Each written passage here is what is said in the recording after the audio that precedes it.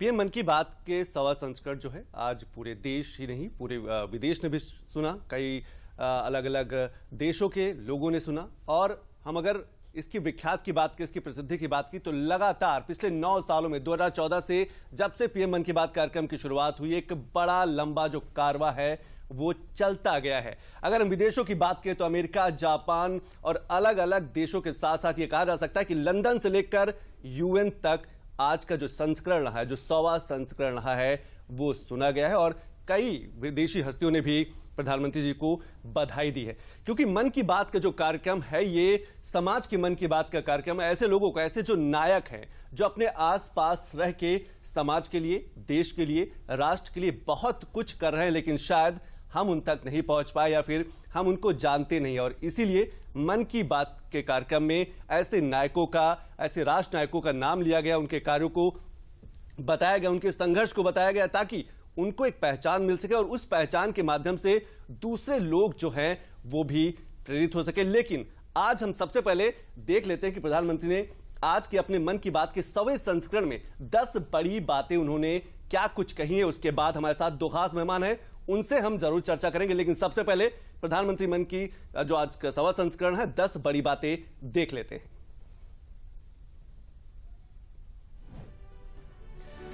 तो 100वें मन की बात की 10 बड़ी बातें जनता से कट जाने की चुनौती थी। मन की बात ने समाधान दिया और सामान्य लोगों से जुड़ने का रास्ता दिया। यानी कि इस मन की बात कार्यक्रम में सामान्य से सामान्य नागरिक की चर्चा की गई। मन की बात देशवासियों की अच्छाइयों और उनकी सकारात्मकता का एक अनोखा पर्व बन गया, एक त्योहार की तरह रहा है। और महीने के जो आखिरी रविवार था, आखिरी जो संडे हुआ करता था, सबको इंतजार रहता था। मन की बात एक कार्यक्रम नहीं, मेरे लिए एक आस्था है, पूजा है, व्रत है। यानी कि आज बड़ी बातें प्रधानमंत्री ने अपने जो 100वें संस्करण उन्होंने कही। उन्होंने कहा कि मन की बात जिस विषय से जुड़ा वह जन आंदोलन बन गया और लोगों ने इसे जन आंदोलन बना दिया। चाहे स्वच्छता की बात करें, बेटी बचाओ बेटी पढ़ाओ की बात करें, बेटी बचाओ बेटी पढ़ाओ, स्वच्छ भारत अभियान, खादी को लोकप्रिय बनाया, क्योंकि लगातार मन की बात कार्यक्रम में इन महत्वपूर्ण विषयों पर लगातार प्रधानमंत्री चर्चा करते रहे, संवाद करते रहे। उन्होंने कहा कि हमें विदेश में टूर जाने से पहले अपने देश के टूरिज्म प्लेसों पर जाना चाहिए। पर्यावरण पर लगातार चर्चा होती रही है, संवाद होता रहा। उन्होंने कहा कि 3 अक्टूबर 2014 को मन की बात कार्यक्रम की शुरुआत विचारों की यात्रा थी जो अनवरत बढ़ता गया। यह एक आध्यात्मिक यात्रा रही है। शिक्षा पर बात करते हैं, उन्होंने कहा कि एजुकेशन पर यूनेस्को काम कर रहा है और 2030 तक हम हर जगह अच्छी शिक्षा पहुंचाना चाहते हैं, हम संस्कृति को भी बचाना चाहते हैं। तो ये कुछ 10 बड़ी बातें जो आज 100वें संस्करण में प्रधानमंत्री ने कही। उन्होंने कहा कि 2030 तक हम हर जगह अच्छी शिक्षा पहुंचाना चाहते हैं और संस्कृति को बढ़ाने के लिए, बचाने के लिए, उसके संरक्षण के लिए हम लगातार काम करें। और इसीलिए जो एक बड़ा लंबा कारवा रहा है 2014 से लेकर 2023 तक, अगर हम बात करें तो 100वां जो एपिसोड रहा, 100वां जो संस्करण रहा, इसमें लगभग 500 से अधिक ऐसे नायकों के बारे में, उनके कामों का जिक्र किया गया। यानी कि उनके संघर्ष को एक पहचान देने की कोशिश की गई। तो आज इसी पर 2 हमारे साथ खास मेहमान हैं, उनका परिचय करा दें। हमारे साथ हैं पद्मश्री उमाशंकर पांडे जी हैं, जाने माने पर्यावरणविद हैं, जल योद्धा। बुंदेलखंड के क्षेत्र में पानी को लेकर, जल को लेकर, जल स्तर को बढ़ाने को लेकर उन्होंने बड़ा काम किया। उन्होंने इसके साथ साथ अमरेश मौर्य जी हैं, अपर नगर आयुक्त मेरठ है, और मेरठ की खूबसूरती यानी कि उसकी सुंदरता को बढ़ाने के लिए कबाड़ का किस तरीके से उपयोग किया है, ये मेरठ प्रशासन ने बेहतर तरीके से करके दिखाया। और इसीलिए इन दोनों महान नायकों को आज प्रधानमंत्री ने पहले ही मन की बात कार्यक्रम में जिक्र किया था। तो सबसे पहले शुरुआत मैं उमाशंकर जी आपसे ही करना चाहूंगा। पद्मश्री आपको मिला है, क्या आपको लगता है कि मन की बात जैसे जो बड़े प्लेटफॉर्म है, ये किसी भी इंसान के संघर्ष को एक पहचान दिलाते हैं, उसके काम को एक पहचान, एक मौका दिलाते हैं, और ताकि हौसला भी बढ़े और दूसरे लोग भी प्रेरित हो सके? आपने बिल्कुल सही कहा। ये मन की बात नहीं बल्कि जन की बात है, आम जन की बात है। तो माननीय प्रधानमंत्री जी ने देश के कम से कम 500 से अधिक नायकों को, जो देश की सेवा में लगे हैं, समुदाय के आधार पर काम कर रहे हैं, सामाजिक रचनात्मक विषयों में जिनका अपना जीवन लग रहा है, ऐसे नायकों की चर्चा की है। और उन्हें सम्मान मिलने से लोगों को प्रेरणा मिली है। और माननीय प्रधानमंत्री जी चूंकि सामाजिक सरोकारों से जुड़े रहे हैं और उनकी हर मन की बात में पानी और पेड़, स्वच्छता जैसे विषय उनके मूलभूत जो सामाजिक आवश्यकताएं हैं, और समाज जो चलता है आपसी सामंजस्य से चलता है, तो उनका उद्देश्य यह भी रहा है कि समाज को जोड़ा जाए, समुदाय के आधार पर समाज परिवर्तन की बात की जाए। और उनका, जैसे मैं जल पर काम करता हूं, तो उनके जो जल क्रांति का अभियान है उसको मैं जन क्रांति में बदलने के लिए काम कर रहा हूं। तो मुझे मैं ऐसा मानता हूं कि पूरे देश और दुनिया में सबसे लोकप्रिय कार्यक्रम अगर मेरी समझ में आया है तो मन की बात कार्यक्रम है। जैसे आम आदमी अपना रेडियो लेकर खेत में, खलिहान में, गांव में कहीं भी बैठ के अपना अगर पशु चरा रहा है वो भी अपना रेडियो सुन रहा है, और कहीं कोई आदमी होटल पे बैठा है वो भी सुन रहा है। तो कहीं भी देश में है, विदेश में है, तो इसलिए लोकप्रिय हुआ कि सामान्य भाषा में वो ऐसी बात कहते हैं। उमाशंकर जी, आपने जन क्रांति की बात की, हम युवाओं की भूमिका को जरूर उस पर जरूर बात करेंगे कि युवाओं को कैसे प्रेरित किया जा सकता है पर्यावरण को लेकर, जल स्तर को बढ़ाने को लेकर, जल संरक्षण को लेकर। लेकिन अमरीश मौर्य जी, कैसे देखते हैं कि हम जो मेरठ प्रशासन है वो कबाड़ से एक जुगाड़ करता है और शहर को खूबसूरत बनाता है, उसके साथ साथ मन की बात कार्यक्रम में उसका जिक्र किया जाता है। क्या आपको लगता है कि बड़ा हौसला बढ़ाने वाला काम था? ऑफ कोर्स, जैसा कि हम सभी विदित हैं कि जो भी हमारे अर्बन हैबिटेशंस हैं, नगरीय निकाय, चाहे वो छोटे हैं बड़े, नगर पंचायत से लेकर के नगर निगम तक, इनका हैबिटेशन जो होता है ग्रामीण क्षेत्र के परिप्रेक्ष्य में थोड़ा कंजेस्टेड होता है। यहाँ समस्याएं थोड़ी दूसरे टाइप की होती हैं। तो जब से ये माननीय प्रधानमंत्री जी द्वारा स्वच्छता अभियान चलाया जा रहा था, इसी के क्रम में नगर आयुक्त महोदय द्वारा हमारे विभिन्न स्टोरों का निरीक्षण किया गया और उसमें ये चीज़ें पाई गई कि बहुत से ऐसे हमारे जैसे अनयूज लोहे के स्क्रैप्स थे, जेसीबी टायर्स थे, ढेर सारी गाड़ियां यूज होती हैं डोर स्टेप से कूड़ा पिकअप करने के लिए, इनके टायर्स होते हैं, इनसे तमाम ऐसे लोहे के सामान निकलते रहते हैं, जलकल विभाग से लोहे के पाइपें निकलती रहती हैं। तो ये बड़े बड़े स्टोरों में ऐसे भर करके पड़े हुए थे। जनरली ये इसका डिस्पोजल जो होता है नगर निगम के लिए एक चैलेंज होता है, हम इसका एक्शन करते हैं और कोई ऐसा है भी नहीं कि कोई बहुत ज़्यादा पैसे मिलते हों। तो एक नई आइडिया आया, सर के मार्गदर्शन में नगर आयुक्त महोदय हमारे अमित पाल शर्मा सर जी ने एक सुझाव दिया कि क्यों ना इसको हम विभिन्न चौराहों को, विभिन्न पार्कों को, इनको जो है हम सौंदर्यीकरण में इनका यूज करें। तो जिससे सबसे बड़ा फायदा इसका यह है कि कम पैसे में हम अपने चौराहों का सौंदर्यीकरण कर सकते हैं और ये बड़ा ही प्रभावी रहा। इस कार्य की प्रशंसा माननीय प्रधानमंत्री जी द्वारा अपने 93वें संस्करण में इसका मतलब प्रशंसा की गई इस कार्य की। हमारे अमरीश जी, मैं जरूर आऊंगा कि मन की बात कार्यक्रम में जब मेरठ प्रशासन द्वारा किए गए जो प्रयास रहे, जो शहर को खूबसूरत बनाने के लेकर कबाड़ को सही सदुपयोग किया गया, उसके बाद कितना परिवर्तन आया, उसके बाद कितना बदलाव है। लेकिन उससे पहले हम आज मन की बात कार्यक्रम में सुन लेते हैं कि प्रधानमंत्री ने पर्यावरण को लेकर क्या कुछ कहा है, उसके बाद हम इस पर जरूर वापस आएंगे। तो इससे पहले हम सुन लेते हैं कि आखिर पर्यावरण को लेकर, पर्यावरण को संरक्षण को लेकर प्रधानमंत्री ने आज अपने 100वें संस्करण में मन की बात कार्यक्रम में उन्होंने क्या कुछ कहा है। बेटी बचाओ बेटी पढ़ाओ की बात हो, स्वच्छ भारत आंदोलन हो, खादी के प्रति प्रेम हो या प्रकृति की बात, आजादी का अमृत महोत्सव हो या फिर अमृत सरोवर की बात, मन की बात जिस विषय से जुड़ा वो जन आंदोलन बन गया और आप लोगों ने बना दिया। और इसके साथ साथ पर्यावरण की अब जब हम बात करते हैं तो इसमें पर्यटन की भूमिका जो है वो भी बेहद महत्वपूर्ण हो जाती है। पर्यटन को लेकर भी प्रधानमंत्री ने क्या कुछ कहा वो भी देख लेते हैं, क्योंकि प्रधानमंत्री ने साफ तौर पर कहा कि अपने देश को सबसे पहले जानने की जरूरत है, समझने की जरूरत है और अलग अलग राज्यों में घूमने की जरूरत है, ताकि ये जो पर्यटन को है, जो कहा जाता है कि स्वदेशी पर्यटन को बढ़ावा दिया जा सके। सुन लेते हैं। पर्यटन में स्वच्छता के साथ साथ हमने इनक्रेडिबल इंडिया मूवमेंट की भी कई बार चर्चा की है। इस मूवमेंट से लोगों को पहली बार ऐसे कितनी जगहों के बारे में पता चला जो उनके आसपास ही थे। मैं हमेशा ही कहता हूं कि हमें विदेशों में टूरिज्म पर जाने से पहले हमारे देश के कम से कम 15 टूरिस्ट डेस्टिनेशन पर जरूर जाना चाहिए और यह डेस्टिनेशन जिस राज्य में आप रहते हैं वहां के नहीं होने चाहिए, आपके राज्य से बाहर किसी अन्य राज्य के होने चाहिए। उमाशंकर जी, पर्यावरण की बात प्रधानमंत्री जी ने की, पर्यावरण संरक्षण पे है जरूरी, लगातार मन की बात कार्यक्रम में पर्यावरण को लेकर चर्चा भी होती रही है। लेकिन मैं आपसे जरूर समझना चाहूंगा कि परिश्रम से आपको पद्मश्री मिला है और मन की बात में आपको प्रोत्साहन भी मिला, एक हौसला भी बढ़ा है। ये संघर्ष की शुरुआत कैसे रही, कहां से आपने शुरुआत की जल संरक्षण को बेहतर करने के लिए? मेरी जलगुरु मेरी माँ है जो इस दुनिया में नहीं है। मेरा गांव बांदा जनपद का अत्यंत पिछड़ा गांव जखनी है, जहां ना तो रोड थे, न स्कूल थे, न बिजली थी।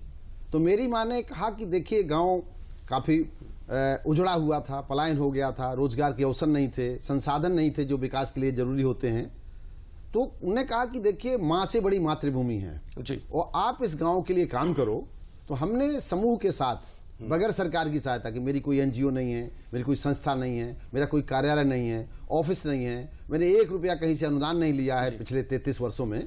और पुरखों की जो जल जोड़ने के बेजोड़ तरीके थे, खेत पर मेड़, मेड़ पर पेड़, उन्हीं की साधना की। मेरी माँ ने कहा था कि आप अकेली नदी नहीं खोद सकते, अकेले आप तालाब नहीं बना सकते, अकेले कुआं नहीं बना सकते, लेकिन अकेले मेड़बंदी करके वर्षा की बूंदों को खेत में रोका जा सकता है, खेत को पानीदार बना सकते हैं और उससे पर्यावरण को, बिगड़ते पर्यावरण को नियंत्रित करने के लिए उसमें छोटे छोटे पेड़ जो औषधीय हों, अतिरिक्त आमदनी किसान को दें, वो आप लगाइए। सहजन लगाइए, नींबू लगाइए, आंवला लगाइए, और ना हो तो तुलसी लगाइए, और ये भी नहीं लगा सकते तो अरहर की दाल लगाइए। बिल्कुल। उमाशंकर जी, एक चीज और मैं आपसे जरूर समझना चाहूंगा संक्षिप्त में, जब हम चुनौतियों की अगर बात करें, पद्मश्री मिलने से पहले या मन की बात में उमाशंकर पांडे का जिक्र होने से पहले क्या चुनौतियां ज्यादा थी? क्या आपके विचारों को लोग उतना समझते थे? क्या आप लोगों को समझा पाते थे कि नहीं, पानी जीवन के लिए कितना महत्वपूर्ण है? आपकी बात से मैं सहमत हूं।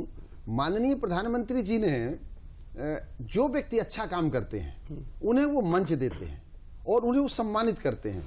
बिल्कुल सही है कि मेरे काम की पहचान, मैं 36 साल से काम कर रहा था कंटिन्यू, तो मुझे 30 साल काम करते हो गया, लेकिन मेरी पहचान उतनी अच्छी नहीं थी। लेकिन जब प्रधानमंत्री जी देश के प्रधानमंत्री बने 2014 के बाद, और हमने उनसे प्रार्थना की, उन तक हमने अपनी एप्लीकेशन भेजी, तो जब उनसे बात करी तो उन्होंने मेरे जलग्राम के मॉडल को जल क्रांति अभियान के अंतर्गत पूरे देश में लागू किया और 1050 जलग्राम बनाए गए जखनी मॉडल पर। इसके बाद उन्होंने देश भर के प्रधानों को, माननीय प्रधानमंत्री जी ने, देश के पहले प्रधानमंत्री है माननीय नरेंद्र मोदी जी, जिन्होंने डायरेक्ट पानी के विषय को लेकर देश भर के प्रधानों को पत्र लिखा कि मेड़बंदी सहित परंपरागत तरीकों से वर्षा की बूंदों को रोकें। और इसके बाद मेरे मॉडल को 470 ग्राम पंचायत में तत्कालीन जिलाधिकारी हीरालाल जी ने लागू किया और फिर उसको उत्तर प्रदेश के कृषि उत्पादन आयुक्त महोदय ने पूरे 1 लाख गांव के लिए उपयुक्त माना। फिर इसके बाद नीति आयोग ने पूरे देश के लिए एक्सीलेंट मॉडल माना। जल शक्ति मंत्रालय ने कहा कि हर गांव बनेगा जलग्राम जखनी की बात। तो जो ये प्रधानमंत्री जी अगर नहीं कहते, प्रधानमंत्री जी अगर नहीं खड़े होते हम जैसे छोटे व्यक्ति के साथ, और उनका बल नहीं मिलता, तो मुझे लगता है कि उमाशंकर पांडे को न पद्मश्री मिलती और ना उमाशंकर पांडे के छोटे, जो उनका संघर्ष रहा है, आपका जो संघर्ष रहा है, आपका जो काम करने का तरीका रहा, या फिर समाज को एक नई दिशा देने का तरीका रहा है, जो शायद उसको एक नई पहचान ना मिल पाती। अमरीश जी, अगर मैं ये आपसे पूछूं कि अब मेरठ शहर की स्थिति क्या है, कितने चौराहों से उसकी शुरुआत हुई थी? जो कबाड़ से जुगाड़ की बात करें, चाहे पुराने टायर हो, टीन हो, या दूसरी ऐसी बेकार पड़ी चीजों को आपने रंग बिरंगा करके शहर को खूबसूरत बनाया। कितने चौराहों से शुरुआत हुई थी और आज की शुरुआत जो है 7 चौराहों से किया गया था और ये डे बाय डे बढ़ता जा रहा है। इसके मैं थोड़ी सी इसकी बेसिक प्रिंसिपल बताना चाहूँगा कि ये हम लोग 3R कॉन्सेप्ट पर काम कर रहे हैं, रिड्यूस, रीयूज एंड रिसाइकल। इसमें हम लोग करते क्या है कि जो हमारे स्क्रैप्स होते हैं पहले कलेक्ट कर लेते हैं, फिर किसी वेंडर को हायर करके ये देखते हैं कि क्या बेहतर संरचना बन सकती है। संरचना बनवाने के बाद फिर स्थान चयन करके ये देखते हैं कि कहाँ क्या उपयुक्त होगा। जैसे कि बताया, गांधी आश्रम चौराहे फवारा बना है, सर्किट हाउस चौराहे पर हम लोग डिस्प्ले वॉल बनाया, इसमें जेसीबी के बड़े बड़े टायर यूज करके और उसको इतना डेकोरेटिव किया गया। ये इको फ्रेंडली भी है और कम पैसे पे लागत से ये बनाया भी जा सकता है। और इसके बाद जैसे जब प्रधानमंत्री जी ने इसको मन की बात में इसकी चर्चा की, तब इस पे नगरवासियों का भी ध्यान गया और उन लोग इसकी काफी प्रशंसा कर रहे हैं। और इस तरीके से अब लोग जो है छोटी छोटी चीजें अपने घरों पे भी कर रहे हैं। जैसे एक अभिनव प्रयोग ये था कि जिन स्थानों पर हम लोग प्लांटेशन नहीं कर सकते, तो आयल ड्रम होते बहुत बड़े बड़े, ये गंदे पड़े रहते हैं, इसको काट करके या उसको पेंटिंग करके और इसको हम लोग इसमें प्लांटेशन करते हैं। और ऐसे जगहों पर जहाँ हम मिट्टी नहीं अवेलेबल है या हम प्लांट नहीं लगा सकते, इसमें प्लांट लगा सकते हैं। तो आखिर कैसे काम होता है, कैसे लोगों से संवाद होता है, उस पर भी एक बार हम नजर डाल लेते हैं। प्रधानमंत्री मन की बात कार्यक्रम का आज 100वां संस्करण रहा है। 100 एपिसोड पूरे हो गए हैं, यानी कि शतक लगा है और 2014 से इसकी शुरुआत हुई थी। और आज प्रधानमंत्री जी उन लोगों से उन्होंने मुलाकात की जो ट्रांसलेटर रहे, क्योंकि 18 से अधिक लगभग 11 से अधिक विदेशी भाषाओं में इसका प्रसारण होता है। देश की अलग अलग स्थानीय भाषाएं जो हैं, जो क्षेत्रीय भाषाएं हैं, उसमें प्रसारण होता है। कई अनुवाद इसके किए जाते हैं। इसके साथ साथ अलग अलग टेलीविजन चैनल की बात करें, सोशल मीडिया की बात करें, एक बड़ी प्रक्रिया या मकसद यही है कि लोगों तक अपनी बात पहुंचाना, लोगों को इसमें शामिल करना, और ऐसे लोगों को जो अपने जीवन में संघर्ष कर रहे हैं, चाहे हम राष्ट्र उत्थान की बात करें, देश के लिए कुछ करना चाहते हैं, समाज के लिए कुछ कर रहे हैं, कुछ बेहतर, कुछ दूसरों से हटकर, लीक से हटकर जो कुछ कर रहे हैं, जिनका जीवन कहा जा सकता है, ये माना जा सकता है कि सही मायने में वही नायक है, वही राष्ट्र नायक है। क्योंकि हमारे आपके बीच में ऐसे बहुत से लोग हैं जो हमारे आपके आसपास बहुत कुछ अच्छा काम कर रहे हैं, लेकिन अभी तक उनको शायद पहचान नहीं मिल पा रही थी, या फिर लोग उन तक नहीं पहुंच पा रहे थे, सरकार उन तक नहीं पहुंच पा रही थी। लेकिन मन की बात कार्यक्रम से 2014 से लेकर 2023 तक अगर देखें तो 500 ऐसे अधिक जो नायक हैं, जिन्होंने कहा जा सकता है कि कुछ बेहतर किया, उनका जिक्र किया गया है मन की बात कार्यक्रम में। और एक बड़ी प्रक्रिया रही, मकसद यही है कि लोगों का मनोबल बढ़े, लोग इससे प्रेरित भी हो। उमा शंकर जी, कैसे देखते हैं, अगर हम जब जल की बात करते हैं, आप पर्यावरण को लेकर बेहतर काम कर रहे हैं, क्या आपको लगता है युवाओं की भूमिका इसमें बेहद महत्वपूर्ण है? क्योंकि आपको प्रधानमंत्री मन की बात कार्यक्रम से प्रोत्साहन मिला, लेकिन आप युवाओं तक कैसे पहुंचा सकते हैं कि ताकि जो आपकी ये परंपरा है, आप जो कर रहे हैं, वो आने वाली जो पीढ़ी है उसमें ट्रांसफर हो सके? बिल्कुल सही है। माननीय प्रधानमंत्री जी ने जब मुझे पद्म सम्मान दिया तो राष्ट्रपति भवन में उन्होंने 2 बातें कही थी। पांडे जी, आप अच्छा काम कर रहे हैं, और यह विचार पेड़ और पानी का ये पूरे देश में ले जाना फैलना चाहिए, और अब आपको पूरे देश में वर्षा की बूंदों को बचाना, पेड़ लगाना, युवाओं को जोड़ना। हमारे देश में दुनिया में सबसे अधिक युवा शक्ति है जी, और इस देश की क्रांति में, भारत की आजादी में युवाओं की बड़ी भूमिका है। और आने वाले समय में मुझे लगता है कि युवा इस देश का नेतृत्व कर रहे हैं और बड़ा काम कर रहे हैं, अपने प्रयोग कर रहे हैं। और हम चाहते हैं कि पानी बचाने की बात मंदिर से उसका संदेश जाए, पानी बचाने की बात गिरजाघर से जाए, बिल्कुल, पानी बचाने की बात मस्जिद से जाए, पानी बचाने की बात गुरुद्वारे से जाए, और शैक्षणिक संस्थाओं से जाए, धार्मिक जो हमारी संस्थाएं हैं, सामाजिक संस्थाएं हैं, चारों तरफ से, क्योंकि जल ही जगदीश है, क्योंकि जल में ही सभी तरह के तत्व पाए जाते हैं और भगवान का वास है। तो हम सबको मिलकर के माननीय प्रधानमंत्री जी के जन आंदोलन को जन आंदोलन बनाना है। और पानी बचाना सरकार का काम नहीं, समाज का काम है। सदियों से हमारे तालाब, कुआं, बावड़ी समाज बनाता रहा है, सुख में दुख में, ये काम समाज का है। और आज जिस तरीके से माननीय प्रधानमंत्री की बात आकाशवाणी, दूरदर्शन, प्रसार भारती ने पूरे देश में गांव-गांव तक, पुरों तक, मजरे तक लेकर के जिस तरह गए हैं, और हमारे 32 करोड़ लोग इससे डायरेक्ट सुन रहे थे, ये हमारे लिए बड़ी गौरव की बात है। और उन्होंने 2 बातें कही हैं कि अच्छा काम जो कर रहा है उसकी प्रशंसा होनी चाहिए, बिल्कुल प्रशंसा होनी चाहिए, और समुदाय के साथ मिलकर के काम करना चाहिए, और देश प्रथम है। बिल्कुल, और अच्छे कामों को समाज के सामने साझा करें, देखें, मिलें और उन्हें प्रोत्साहित। बिल्कुल सही आपने कहा कि देश प्रथम है, और राष्ट्र प्रथम की भावना जब होती है तो समाज में ऐसे बहुत से लोग हैं जो राष्ट्र प्रथम की भावना से आगे बढ़ रहे हैं, छोटे छोटे प्रयास कर रहे हैं, बड़े बड़े बदलाव लाने की कोशिश कर रहे हैं। एक ग्राफिक्स और देख लेते हैं और समझने की कोशिश करते हैं कि हम चाहे सभ्य संस्करण की बात करें या 2014 से शुरुआत की बात करें, क्या कुछ बड़ी बातें रही हैं, कितने लोगों ने सुना है अब तक मन की बात कार्यक्रम को, कैसे प्रभाव रहा है, उस पर भी एक बार हम नजर डाल लेते हैं।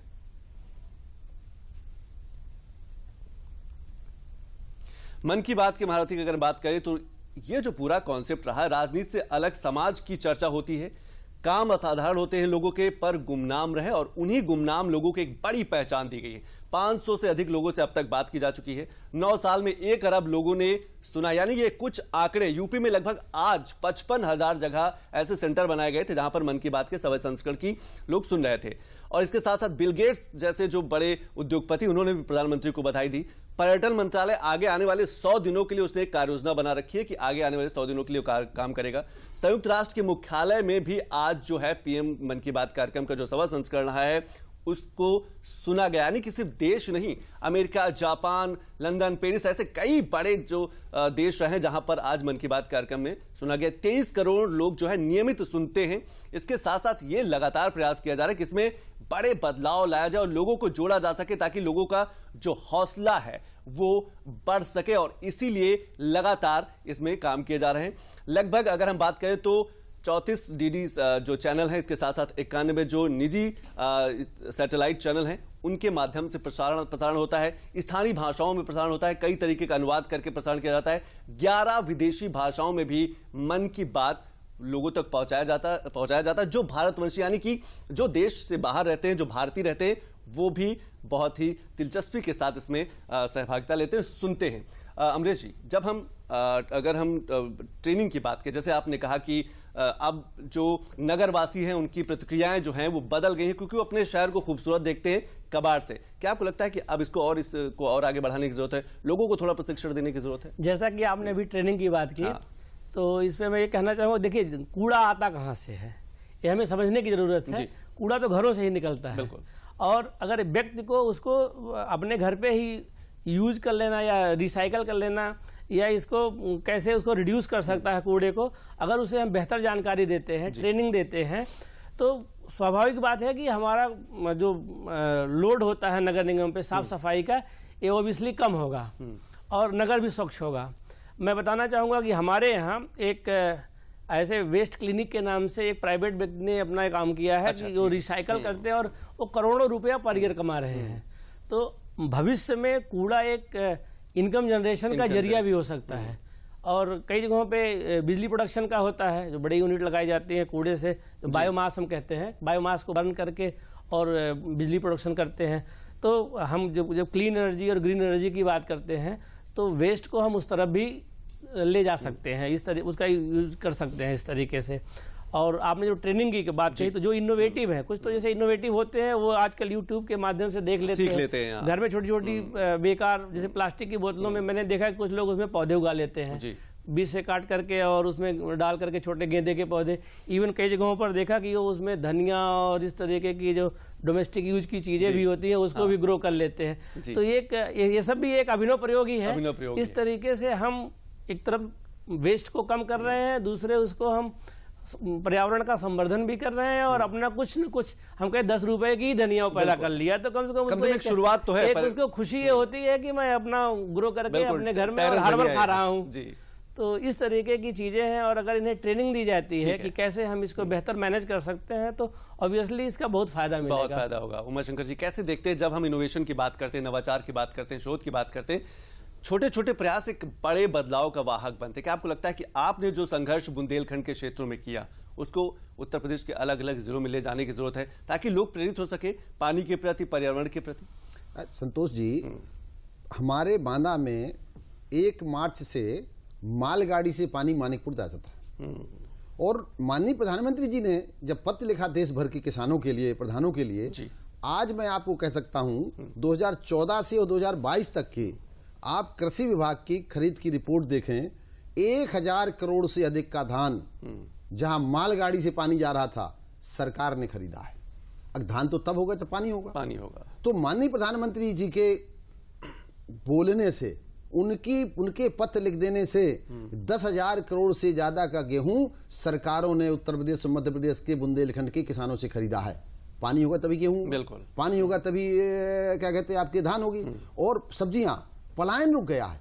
तो ये सब धीरे धीरे जो उनका विजन है माननीय प्रधानमंत्री जी का, जो अंत्योदय का सपना है, जो उन्होंने सपना देखा है देश का, जो देश दुनिया के सामने, आज दुनिया का व्यक्ति, आप ट्रेन में जाइए साफ ट्रेन मिलेगी, स्टेशन में जाइए स्टेशन साफ मिलेंगी, हॉस्पिटल जाइए हॉस्पिटल साफ मिलेंगे। क्या आप बोलते सिर्फ इच्छा शक्ति की पहले कमी थी, और वही इच्छा शक्ति की वजह से आज एक बड़ा बदलाव नजर आ रहा है? संक्षिप्त में इच्छा शक्ति भी, और दूसरी जो जनशक्ति है हमारी, जो समुदाय सामाजिक जनशक्ति है, माननीय प्रधानमंत्री जी ने जो समाज की शक्ति है, जो कुछ करना चाहते हैं, जिनमें ताकत है, उनको जोड़ा है। और उनके पास ये छोटी बात नहीं है, उनके पास एक एक आदमी का, एक एक व्यक्ति का, पद्मश्री पाने वाले व्यक्ति से नाम से बात करते हैं, सीधे व्यक्ति से मिलते हैं।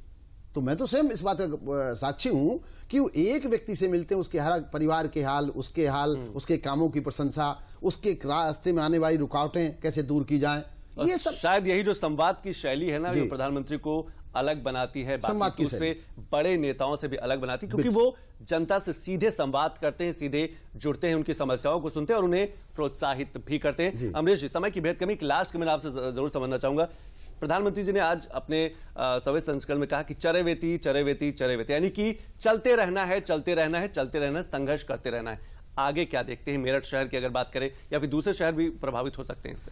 बिल्कुल प्रभावित होंगे और हम लोग भी इसमें और आगे बढ़ करके काम करने की कोशिश कर रहे हैं कि कितना बेहतर किया जा सके।